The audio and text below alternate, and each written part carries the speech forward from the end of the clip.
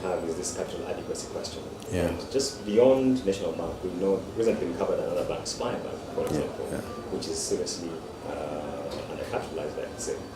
Do you think we have a potentially systemic challenge in the banking sector? I think we do have, and I've seen, and I think if you look at, ever since rate cap came in place, a number of banks have bled money, and that bleeding has gone into the capital. That's number two. No, that's number one. Number two is that also we had the IFRS 9, the full adoption of IFRS 9 beginning of 2018. The requirement was that the day one rule was that the additional impairments arising out of the adoption was supposed to pass through capital, and we've seen that rule taking a huge chunk of capital. Talking about even industry-wide, as an industry, 2018, capital adequacy went down by 200 basis points. This whole industry, even though it was not below, but the entire industry had 200 basis points shaved off capital adequacy ratio. That shows the impact of that adoption of the rule. I think that two things. One is that the market is ripe for an upgrade of capital requirements, prudential requirements, and I think it's something they need to discuss. Or two,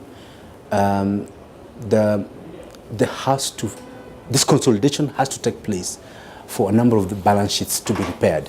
One of the key questions right now pervading the space of discussion is we can easily see the value proposition for NBK in this. What is KCB getting out of this deal? Well, as I said, I think for me this is a purely liability play for KCB. NBK has one of the top tax collectors on behalf of Kenya Revenue Authority. In 2017, fiscal year 2017-2018, NBK collected about $1 billion. KCB collected just about $1.4 billion. Combined these two, if the entities combined, they're going to be the top tax collecting entity. And that's number one. Number two is that NBK has one of the strongest public sector franchise.